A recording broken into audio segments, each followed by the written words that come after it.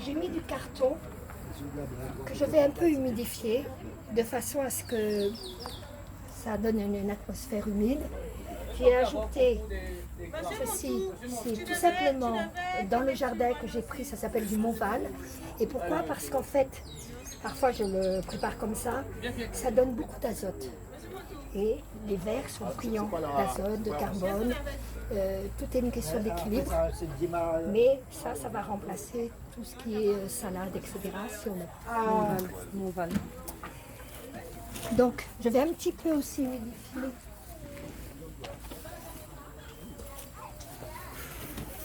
le carton.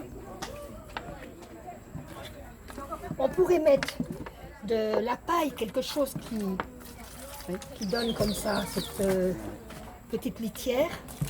Mais ici, j'ai mis le carton, c'est ce que j'ai sous la main. Et je vais déposer sur ça des verres qui sont cachés parce qu'ils sont là, mélangés au territul. C'est-à-dire... Oh là là! C'est-à-dire... Qui sont beaux. Pêche. Voilà. Ce sont des gros, ils ne sont pas toujours aussi gros. Donc, cette partie-là, c'est pas de la terre, c'est les territules, ce sont leurs déchets. Voilà. Je vais rajouter un petit peu d'autres déchets. Mais c'est tout ça.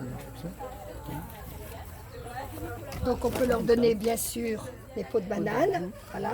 Alors quand on peut couper un peu, c'est mieux parce que ça facilite le travail des vers, ça va plus vite. Voilà. Le masticage. On va mettre un peu de melon. Coquille d'œuf. Les coquilles d'œuf, il faut bien les écraser parce que sinon ça reste tel quel. Mais ça apporte du calcium et c'est très bien. Moi j'en mets autour de mes plantes. Alors j'avais de l'avocat, mais je crois que ça a été enlevé. Un petit peu d'avocat ici. La coquille de l'avocat, c'est plus rigide, donc il faut en mettre, mais pas trop. Le marc de café, ils adorent Ça, oui. avec le filtre parce que ça les aide à se reproduire. Le filtre. Marc de café.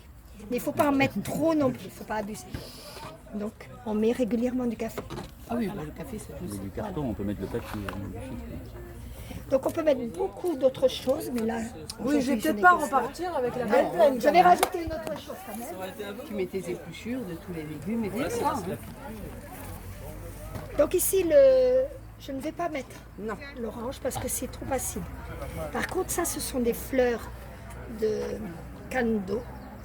Et ces fleurs-là, j'en ai régulièrement qui tombent chez moi. Donc je mets, ça se décompose très bien. Faire du biscuit aussi. On pourrait. Mais celles-ci sont particulièrement intéressantes parce qu'il y a beaucoup d'eau. On t'autorise pas. Voilà. C'est rien. Et après, je vais couvrir. Alors on dit qu'au début, il ne faut pas trop, faut les laisser tranquilles un petit moment, pour que ça s'habitue. D'accord. Je vais couvrir encore de carton.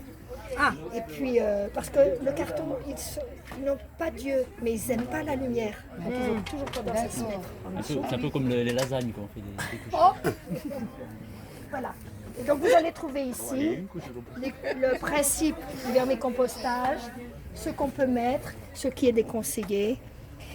Et surtout, n'oublions pas, je vais vous le montrer après, tout cela c'est pour Magique. obtenir du jus. Ah oui, le jus, bah voilà. Voilà. Ils aiment ça. le Donc, jus.